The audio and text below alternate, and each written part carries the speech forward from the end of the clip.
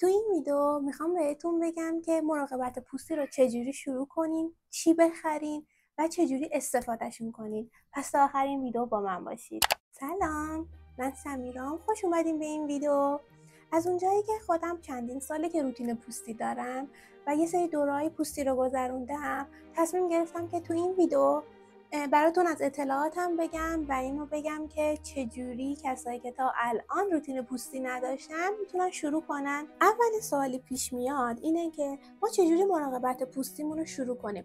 هنوز کسایی هستن که صورتشون رو با صابون یا شامپو بچه، همون شامپو فیروز خودمون، با اونا دارن میشورن و الان تصمیم گرفتن حالا به هر دلیلی، جوش، لک، کدری، افتادگی، میخوان روتین پوستی رو وارد روتین زندگیشون بکنن و خب این خیلی هم عالیه. حالا میخوام بهتون بگم که چجوری این کار رو انجام بدید.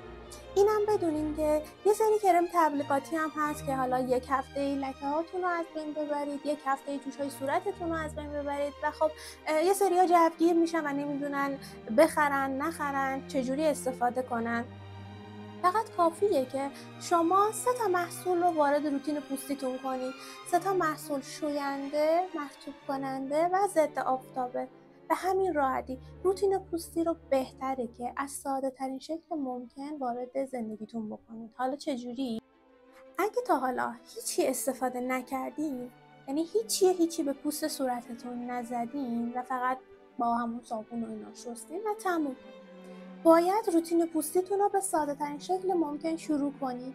یه شوینده، مرطوب کننده و ضد آفتاب.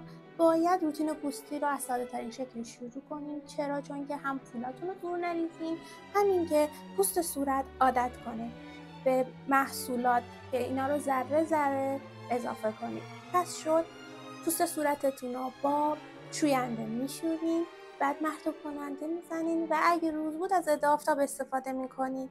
یه سری هم میگن که نه، از ضد آفتاب دوست نداریم و پوست صورتمون جوش میزنه، عرق میکنه. باید بگم که نه، اصلا این قابل قبول نیست. میتونین ضد آفتاب و مناسب پوست صورتتون بخرید.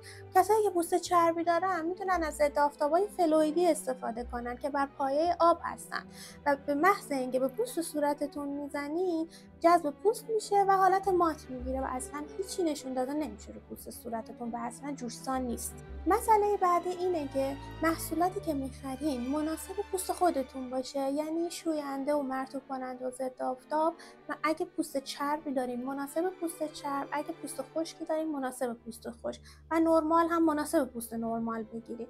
اگه اینا رو رعایت کنین هیچ مشکلی پیش نمیاد و حداقل 1 ماه باید از این محصولات استفاده کنید تا پوستتون به این شرایط عادت کنه و ریاکشن منفی نشون نده و مثلا اگه جوش میزنین بدتر نشه و بیشتر جوش بزنین.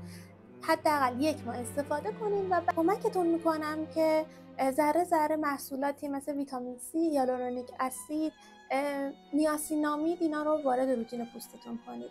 هرچند کسایی بودن که با همین 3 تا محصول خیلی از مشکلات پوستیشون برطرف شد. مثلا همون ضد آفتابی رو که میزنین به مرور زمان لکه‌هاتون کمرنگ‌تر میشه.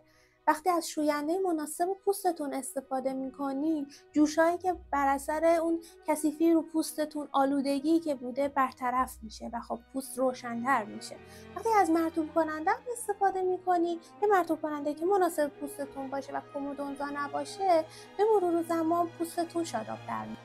حتی برای کسایی که اول راه هستین میتونین از محصولات ایرانی هم استفاده کنین. خیلی هاشون محصولات خوبی دارن و میتونین استفاده کنین. لزومی نداره که از اول راه محصولات خیلی گرون رو استفاده کنین. مثلا اون مرطوب کننده میتونه یه مرطوب کننده راکوتن باشه که خب محصول خیلی خوبی هم هست، تازه به بازار اومده و میتونین ازش استفاده کنین. اگه هر سوالی داشتین حتما زیر این ویدیو بپرسین، من به همشون جواب میدم و قصد دارم که از بین سوالات خودتون ویدیوهای بعدی رو بسازم، ویدیوهایی رو که خودم محصولاتی که استفاده میکنم رو حتما بهتون میگم. امیدوارم که براتون مفید باشه. فعلا